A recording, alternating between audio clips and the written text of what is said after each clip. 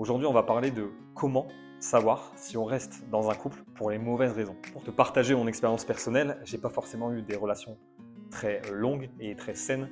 Ma plus longue relation, c'est avec une personne qui date d'un petit moment déjà, à mes 19 ans, et que je n'aimais pas du tout. Mais par peur de la solitude et de me retrouver seul, j'ai décidé quand même de rester avec cette personne. Au final, tu te doutes bien que à la fin de la relation, cette personne, eh bien, elle était très triste parce qu'elle pensait que je l'aimais, elle pensait finir ses jours avec moi.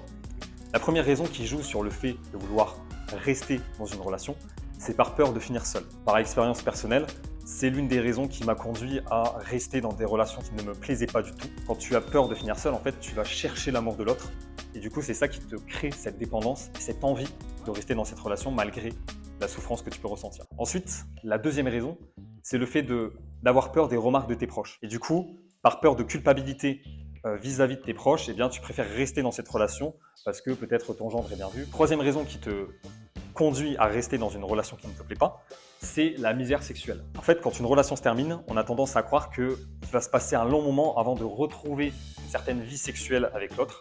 Et du coup, c'est ce qui provoque cette envie de rester avec cette personne malgré tous les défauts, en tout cas tous les désavantages qu'on peut trouver à cette relation. Quatrième raison qui joue sur le fait de rester dans cette relation, c'est le fait de protéger tes enfants. Peut-être qu'aujourd'hui tu as des enfants de bas âge et tu veux rester dans cette relation pour ne pas déséquilibrer leur habitude et leur quotidien. Sauf qu'au final, est-ce que tu penses que tes enfants ne voient pas ton mal-être dans cette relation?